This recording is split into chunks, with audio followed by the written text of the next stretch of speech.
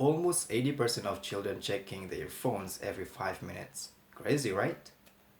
Hi everyone, my name is Mas Robi, and today I'm going to be talking to you about cell phone addiction. Now, I have an addiction myself, but that doesn't mean I can't talk about it. In fact, who knows it better than me?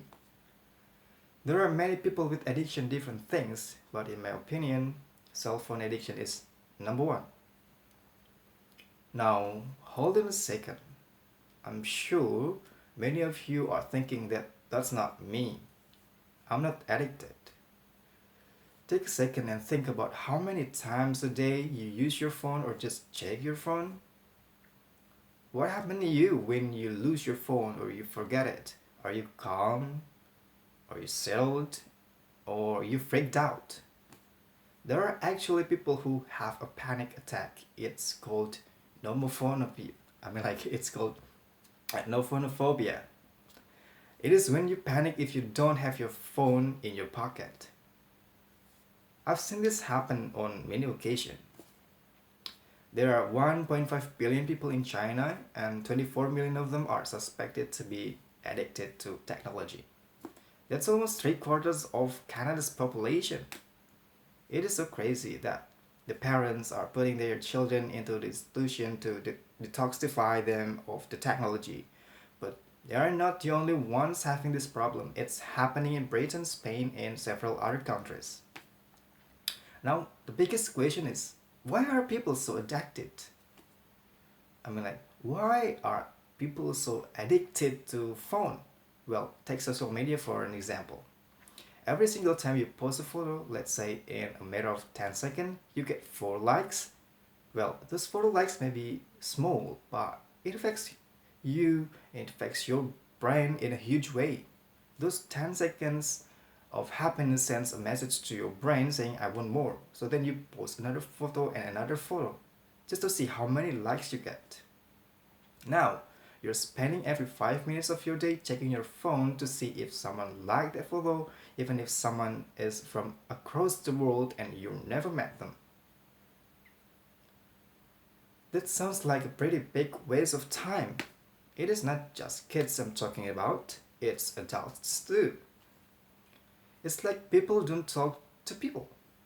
Have you ever been to a restaurant and two people are on a date? They don't even look at each other. They are on their devices talking to someone or screenshotting their dinner and sending it to someone that isn't even there. It's like we live in a virtual world where we can't even feel comfortable with people we love.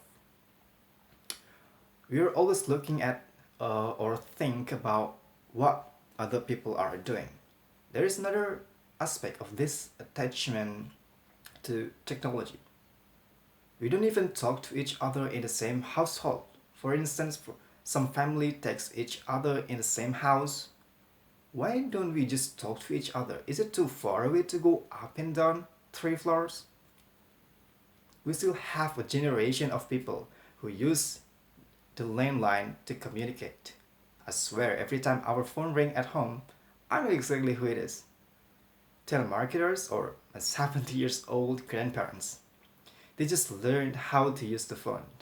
They get mad at us if we don't want to talk for a long time about houses, about farmyard, about things that they did back in the 90s. But we have more things to do with our time, like go on our cell phone. We don't have a lot of things to talk about, but they can text us and answer right away. We're available, but we just don't want to talk. It's called pubbing. It is a word used to describe when people pay more attention to the devices than the people right in front of them. Is it ever happened to you? Sometimes when I'm not allowed to take my phone at school or I forgot, my day is drastically different. I'm actually going to school at all your friends and everyone is on their devices talking to someone else on social media or playing video games. It's like we forget about the human connection. It's pretty hard to put your phone down, especially if everyone around you. Speaking of human connection, did you know that there are actually signs set up by local tell people to put the phone away so they can pay attention to their kids. But there another aspect, it is the sleep. People even sleep with their devices next to them. They use it for alarm clocks or sleep apps to help them get up. Like to help them get sleep. It is chronic problem everywhere. Did you know that the blue light actually affects the release of melatonin in your brain? You need this to tell your brain to rest. That's why some people are still in high energy before bed. Having your phone beside your bed has side effects like digital eye strain, increased illness, or even car accident due to the lack of sleep. People today even drive with their cell phone. They are too busy worried about what someone has to say on their phone, rather than paying attention to the road. I do think we have reason to worry. A cell phone are responsible for a lot of car accidents. Here's a quick fact. Did you know that driving 90 kilometers an hour uh, reading in 5-second text messages is equivalent to traveling a football field blindfolded? Wrapping things up, as I think we can all talk about many other problems of cell phones.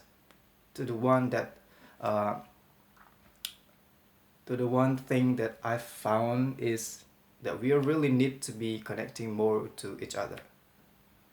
Pay attention to the little thing that makes you happy. Enjoy the moments that are right in front of you. And as Steve Jobs said, your time is limited, so don't waste it living someone else's life. I'm Robbie and thank you for watching.